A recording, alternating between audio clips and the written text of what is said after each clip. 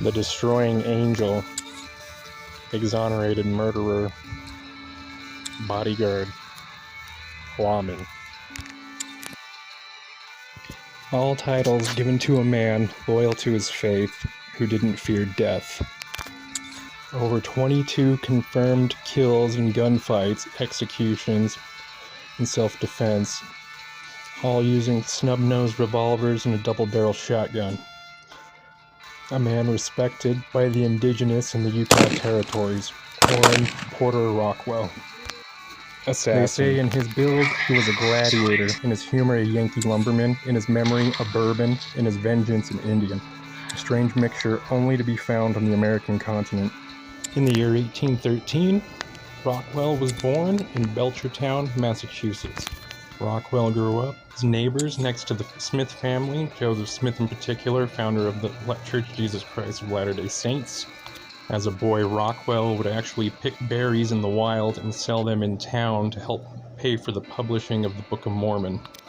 In 1830, at the age of 16, Rockwell was baptized into the Mormon Church. In 1832, he married his wife, Luann Beebe, in Jackson County, Missouri. Later on, he'd be endowed in the Nauvoo Temple before its destruction.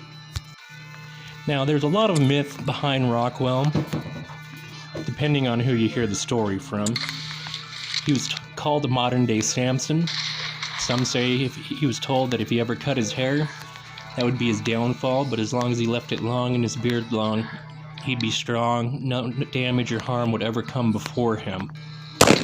It was no secret how much Rockwell admired Joseph Smith, the founder of the LDS Church. He was such good friends with him that he later on was his bodyguard through the remainder of Smith's life. It would be this friendship that later on would cause some controversy in Rockwell's life. And although Rockwell was a large, burly, intimidating man, he was also incredibly polite, always willing to help out the poor, give away whatever he could, even the shirt off his back. Rockwell had numerous firearms. However, two of them that really stick out would be his Colt Navy revolver, 36 caliber cap and ball.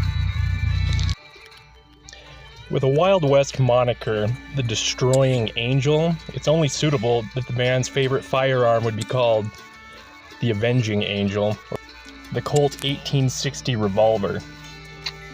Rockwell loved to have this firearm. He also sawed the barrel off. He liked it to be short, that way he could draw fast, keep it in his pocket, keep it in a loop around his wrist. It came in a cap and ball, 36 caliber. Later on, he was able to have it converted to 44, and when rimfire came out, he was able to have that converted as well, due to Samuel Colt selling all the upgrade kits after the Civil War took place. When asked how many men had been shot with this pistol, Rockwell said, "I never killed anybody that didn't deserve it."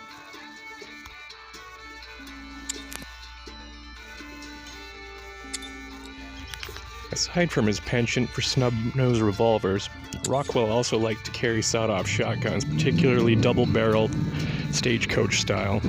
He'd been known to carry one in each hand and then one strapped to his back. The shorter, the better, the faster you could draw. Rockwell definitely set the tactical standards for some of the men in the Wild Wild West.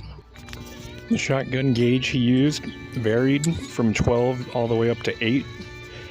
He preferred to have the 12, as the 8 gauge usually was too much blast for too short of a barrel.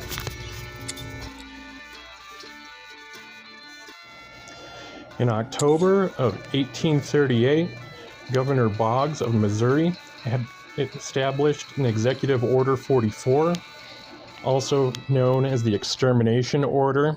It was used to evict Mormons out of the state of Missouri with violence.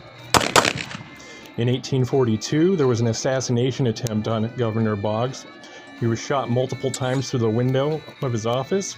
However, he did live, and whoever the assailant was had left a firearm at the crime scene. A lot of speculation. Many people thought perhaps it was Rockwell that did so, as for his loyalty to the Mormon Church. However, when he was asked by the prophet Joseph Smith if he was the one that was responsible for the assassination attempt, Rockwell stated no, because if it was me, he wouldn't be alive.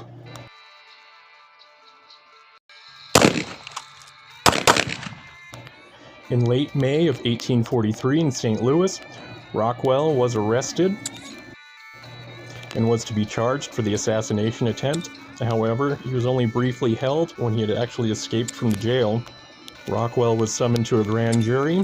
The charges against him for the assassination attempt on Governor Bogg were dropped. However, he was charged with escaping jail and ended up doing some time, 9 months. It's well known that outlaws, lawmen, and gunfighters all embellished their reputations in the Wild West of those days. However, here are some of the accounts that we can account for that Porter Rockwell did. In 1844, after the murder of Joseph Smith, Porter Rockwell was alleged to have shot and killed Frank Worrell. He was the leader of the group of men that had charged the Carthage jail and murdered Joseph Smith. In 1868, there were multiple criminals that were to be sent out of the territory, the southern route. According to some apostates, the LDS Church, Alice Lamb, said that 2 men were killed, their bodies thrown into a large spring near the road. She adds she was stunned by the first shot when Porter Rockwell stepped up, placed a pistol near one man's ear, and added, "This never misses," and blew his brains out. In 1856, Rockwell was escorting a group of would-be gamblers led by John Aiken out of Utah Territory. They ended up dead. About 20 years later, Rockwell was awaiting trial for that crime when he died. Dozens of other killings were assigned to his account. And as a deputy U.S. Marshal, Rockwell was considered by many to be an outlaw. They suspected him of committing numerous murders. However, he was always exonerated or acquitted. Whether you believe the legend, speculation, or the facts, Rockwell's contribution to snub-nosed revolvers and sawed-off shotguns for tactical value left a huge impression, as well as bloody stories of the West.